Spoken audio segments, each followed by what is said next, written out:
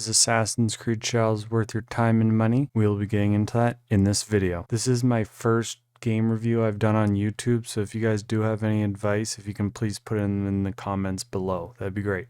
So I'll start with the positive because there is quite a few negatives with this game. I'll start with the graphics. They are very well done when it comes to the scars on Yahweh's face, and the little details like sweat on her face as well as any blood is very well done. The armor is very intricate and highly detailed, even if some of the helmets do look a little goofy. Oh. What kind of a mask is that? The other masks are cool, but I don't know who gave that guy the googly eyes.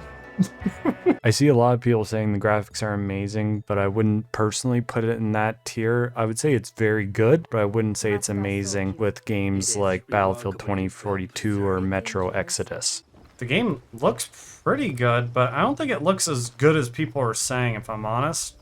The sound effects in combat is pretty good and gives the weapons a very hefty feel to them, and it doesn't feel like you're fighting with a pool noodle.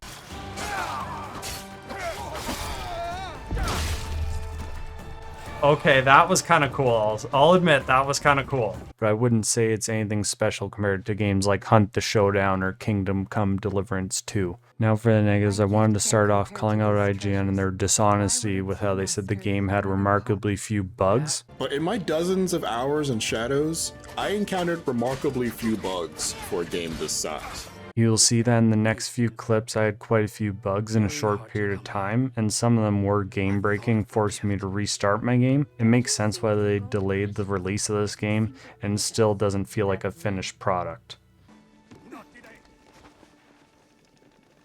Oh! Oh! Oh, what the? What?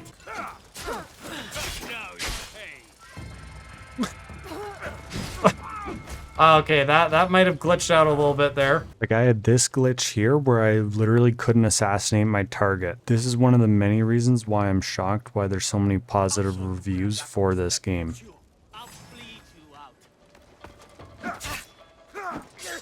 There's also another game-breaking glitch that if you don't select a quest for one of the bosses and you click on another non-related quest and go to the map, it will cause you to be stuck in the map and you'll be forced to restart your game. Dude, how on earth do I... Okay, there we go.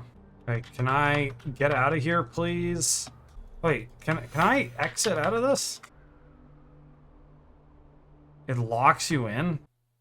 That is crazy. That is a crazy bug. Like how do you not go do, like, basic, like...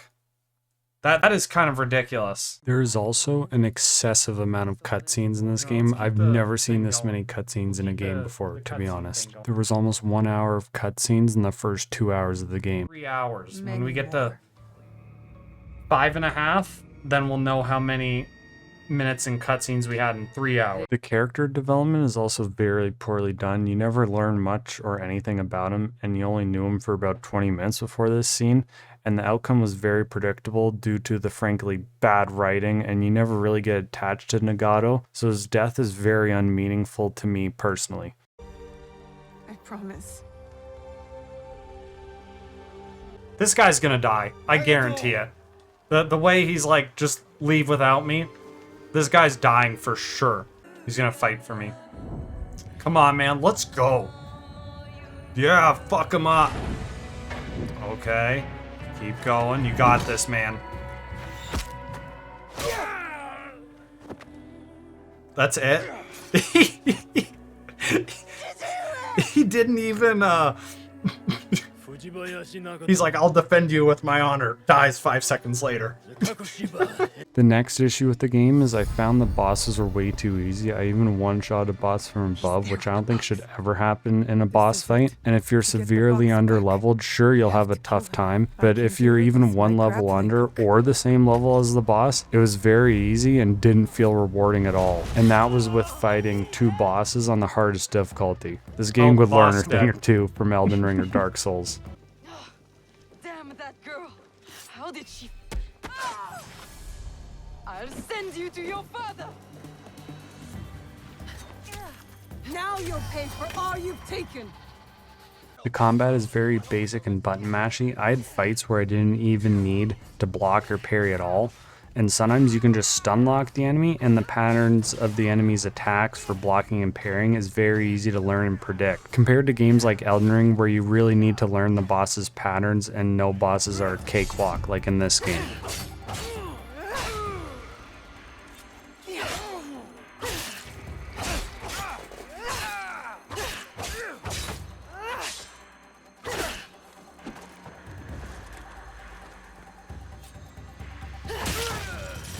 Another thing that was very boring about this game is the quests and pointless activities you have to do. Like I had one where I was meditating and I was hitting the same 4 buttons for a while and then they disappeared and I had to continue pressing the buttons. It felt like they thought I had dementia or something, and it was very repetitive and took no skill, and was quite frankly just a pure waste of time. And they still keep the iconically boring follow quests in the game. At least they added the auto follow feature into the game, since they probably know the player base hates these quests so much. There was also a ridiculous amount of invisible walls and unclimbable rocks. It really makes this supposed vast open world game really feel like a funnel towards your quests. Oh, it's a deer. Kill it. Oh. Nice, invisible wall strikes again. In Black Flag, you could hunt interesting animals for resources, and in this game, you can't even kill a deer. It's literally invincible, and it kind of makes the open world feel less alive, to be honest. And last, but certainly not least, is the microtransactions, which in a single player game, I feel like should never be a thing. It is literally pay to win / progress, and you'll see that in these clips. I'm not surprised Ubisoft is failing as a company, to be honest, since they really just prioritize how much money they can take from people's wallets instead of just making a good game like in Black Flag. I wasn't even aware this was in the game, and you'll see my raw reaction from when I was live on Twitch.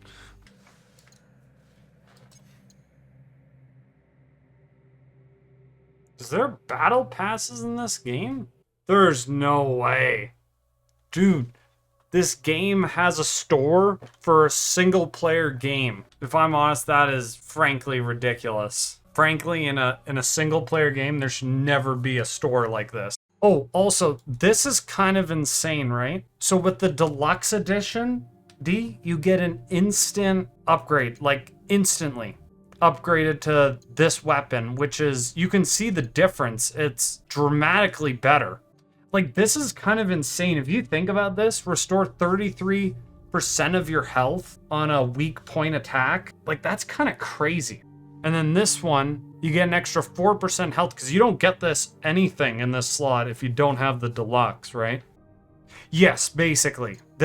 Well, you can probably get trinkets down the road, but you get a trinket right away if you buy the deluxe edition. I think that's... I don't like that. I would give this game a 4.5 out of 10. I'm really not understanding why people and critics like IGN and GameSpot are rating this game so highly, to be honest. It just feels very uninspired, unoriginal, and a lazy cash grab. If you've played other Assassin's Creed games, just play those. You're not missing out anything in this game. I would not recommend this game unless it was on a heavy sale, like for $10 to $20. This is my first game review, so I do apologize if the production wasn't the best, but I will try to improve in the future. If you guys do have any other games you would like me to review, just let me know in the comments, and I hope you guys enjoyed the video.